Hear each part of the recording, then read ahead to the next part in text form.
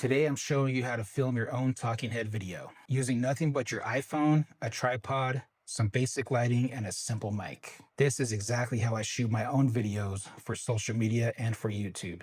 I'm filming on my iPhone right now. The shot that you're seeing is using the equipment I'm about to describe in this video. Let me walk you through how to do it step by step. What you're gonna need: your iPhone, a tripod, and a phone mount. The Holland Lark M2s, which is by far my favorite audio recording device for mobile devices. And then, of course, some kind of soft lighting, whether it be a window or a portable light or a softbox. None of the equipment that I have was incredibly expensive, but it delivers professional results so long as you can dial everything in just right. Clip the mic on your collar, plug it in, turn on the grid lines on your phone, frame it at eye level. You want your eyes to be at the upper third of the frame for the optimal results. And yes, this does apply to both horizontal and vertical aspect ratios. I'm a fan of horizontal aspect ratios for all my content, including social media, because I prefer to reframe my reels to be in a square aspect ratio. Why do I do this? Because the vast majority of the shower doors that we install, they're installed in a tight bathroom. And so it's really hard to fit all the glass into a frame that is in a vertical aspect ratio. And I find that square aspect ratio looks fantastic on Instagram and LinkedIn, which are my two primary platforms. If your primary platforms are, let's say, TikTok and YouTube Shorts, then you should always film in a vertical aspect ratio to make life easier for you on the other end. But I am also filming this project not only for YouTube, but also I'm going to repurpose it for LinkedIn. And therefore, I like the horizontal aspect ratio. Now, most people, when they record on their iPhones, they just bust it out of their pocket. They flip on the camera and start going like this with their hands. And although there's nothing wrong with that, the problem from my perspective is that they don't really put a lot of thought into the composition or into the camera lens that they're using, or even how clean their screen is in the first place. So I'm going to break it down for you. You're going to need a few items, and these are the items that I use and have been using for a long time, items that I've used to shoot this video. So you're going to need a light source, and what I have here is the Amaran portable light with a battery built in. All this stuff fits into a little bag. It has this diffuser panel, right? So one thing about lighting is that you don't want like really harsh light because it makes your wrinkles stand out. You're going to obviously need your phone, right? So you need a phone, and the first tip I have for you is basically to use the lens on the back of your phone, right? So the main lens is about a 24 millimeter equivalent, and you're obviously going to want to clean that lens because it drives me crazy when I see footage, or sometimes I do it myself if I film footage and the lens isn't clean. It just kind of ruins the vibe. Now, of course, most people on social media don't care, but our goal is to make our footage stand out from the rest of the people only using an iPhone. Now, mind you, once you start taking this seriously, all of these same principles will carry over to a mirrorless camera like the one I'm using right now. Next, I have a tripod, right? So this tripod, it fits in a bag, and it's basically a light stand by Ulanzi, but it basically extends out, really, really far. And it has kind of a wide base, right? You just open this bad boy up, extend it to however far you need. Now, there's about a billion different tripods out there on the market. This is the one that I use, and it was really cheap. Next thing you're gonna need is a way to mount to your phone. So what I have here is a basic universal phone mount, and I have this on a ball head. And so this ball head essentially screws onto the tripod, right? And what the ball head does is it allows you to essentially get horizontal or vertical. I'm a fan of horizontal and square, but most social media reels they want to be in a vertical aspect ratio. So I have this bad boy kind of set up for vertical and lock it in. So we'll just go ahead and take that bad boy and screw it right here onto our light stand. Other than your phone and lighting, and by the way, you can do this in a construction site, you can do it outside, or you can do it in an office with a window. Right now I have a couple lights hitting me from different angles, so it probably seems a little bright, but probably the most important thing, honestly, when it comes to iPhone talking head especially, is going to be a good mic. So the mic that I have and that I recommend is the Holland Lark M2s, and what this essentially is it's a kit, right, that it comes with this receiver for a bigger mirrorless camera, which you don't need. But it then also has this guy right here, right? This is the receiver that plugs directly into your smartphone. It's really, really simple. It's plug and play. So let me show you how it works. You take your receiver, take your iPhone or any phone for that matter, and you just boom, plug it in. So one thing I like about the Holland Lark M2s is that it's like very small. So check this out. Let me show you how it works. So we'll just take this guy, slide it over our shirt just like that, and then voila, we have audio. Get your iPhone, make sure that you do not have your ProRes on because ProRes takes up a lot of data. It's not really necessary for iPhone talking head.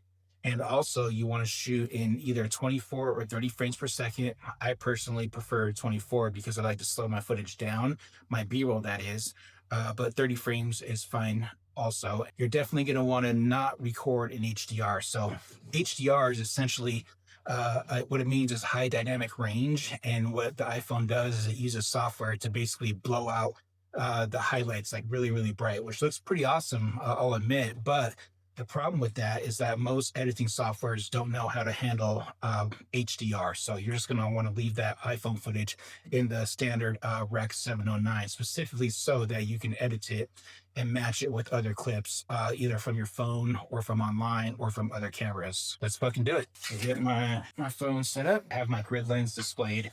And right now I'm using some semi-controlled lighting. So my softbox up there, which kind of just softens the light. I'm in a dark office. First thing I'm gonna do is get my phone and set it up on my tripod. Now this video is for YouTube. And so I'm purposely going to turn my phone in a landscape orientation for the purpose of this video. But for you Glaziers out there, on social media, you're gonna wanna keep your phone in the vertical aspect ratio if you wanna get the most views possible. One thing that's kind of challenging to record on the main lens on your phone is that you can't see yourself. And so they have little monitors that will mirror your screen. And I actually ordered one. So when I get it, I'm going to go ahead and demonstrate how to use it. But for the time being, I'm going to show you how I've been doing it for forever. So get your phone and set it up to wherever you think it's good. So I'm going to go ahead and hit record and I'm going to test it. Talking head test 1. Now, once we get our phone set up, then going to want to set up our lighting. So I'm going to turn off my computer screen, reduce some of that lighting, and I'm going to go ahead and turn on this light right here just to see how it goes. All right, so once I got my lighting just the way I want it, I'm just simply going to hit record, and here we go. If you're used to working with your hands, then this will feel natural. Think of it like laying out a shower door. Level, plumb, intentional. Once you do these things over and over again, it becomes second nature, just like setting a mirror or a shower door, baby. You're going to want to face the window or the light. You want to light basically half of your face if you can. Not too much light is bad. If you want, you can get creative like I have here where I have all the lights off. And I got this light. Let me just kind of back up.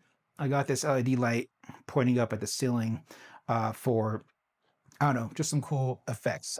My logo finish is blue, so I kind of like having that blue in the background. Set up your iPhone or your Android to record in 4K, 24 or 30 frames per second. You're going to want your shutter speed to be double that of your frame rate. Now, these are advanced settings. If you don't know what that means, just set it up to record in 24 or 30. But you definitely want to turn off that HDR, specifically because not all editing softwares can handle the HDR that comes in most iPhone footage.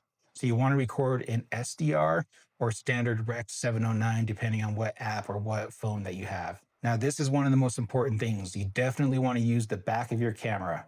I'm recording on my main lens on the back of my camera, and this is the best possible quality that my phone has to offer. Obviously, you want to clean that lens and make sure you don't have any smudges because that'll just cheapen the look of your footage. If you don't have a way to mirror your screen, you're going to have to record some test footage. And what I mean is you're going to have to set up your phone to where you think it needs to be, hit record, sit down, say a few lines, and then go back and rewatch the footage. Or what you can do is essentially find a way to mirror your screen to another device, such as an iPad.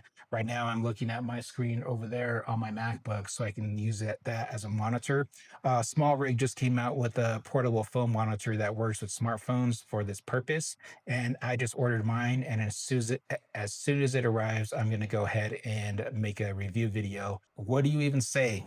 when you push record. This is where most people freeze. Don't overthink it. It's actually much easier to talk to your cell phone than it is a huge camera. And so starting talking to the back of your phone is actually a huge advantage to get used to talking to camera. And honestly, the only way you're going to get good at talking to the camera is by simply talking to it. Let's just start with this. Hi, I'm blank. I run a glass business in blank city, right? I'm Brandon. I run Baron Glass in Denver, Colorado.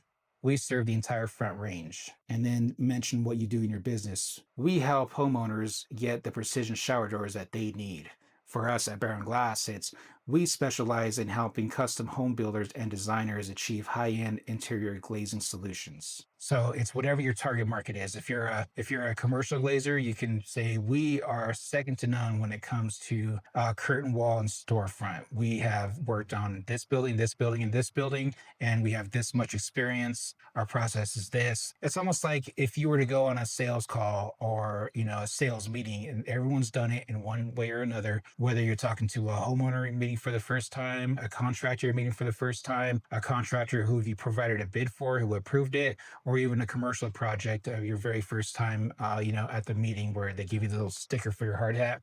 Exactly the same way that you would talk to them, you're going to talk to the camera, because the point of doing this is to reach your target market. And if your target market is commercial, you're going to want to use those types of words and that type of body language. Now, when it comes to the videos, it helps to pick a topic. For example, the topic of this video is to show Glaziers how to use their iPhone to record talking head footage.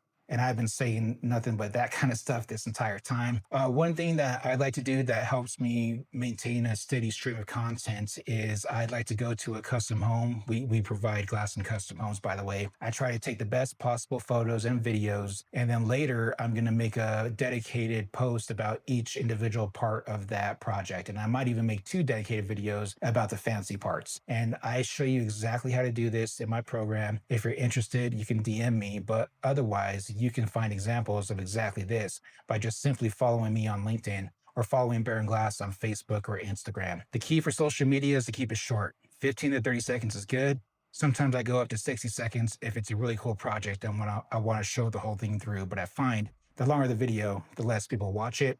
But sometimes I'm not interested in going viral. I just want the right person to see it and they will love it. Now, most Glazers don't want to show their face on camera. Now, I get it. Most of us are ugly, but you got to get over that because you are going to see your customers eventually face to face. And that is the entire point of doing this, is to build a human connection. Showing behind the scenes and showing your finished products is all fine, but people don't buy products. People buy people. If you don't get on camera and talk about your products, that is a missed opportunity to build trust. It takes 11 points of contact and 7 hours for a customer to trust you without ever having met you. And if you have consistent content out there, it's like you're warming them up in advance. People like to do business with people that they like and trust. And chances are, if you're in business, you have customers that like and trust you. So get more customers by getting on camera. The reality is that your phone is more powerful than most cameras from 5 years ago. This is the new way to market your business. If you need help creating content like this, I do it full time now, specifically for Glazers and other folks in the construction industry. If you have no idea where to start, give me a call or shoot me a DM. I offer done-for-you social media so that you can focus on doing what you do best, which is closing more sales and making sure that your installs come out perfect. Leave a comment,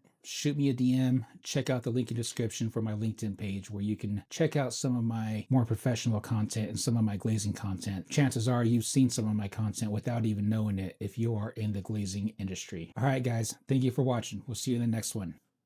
Peace.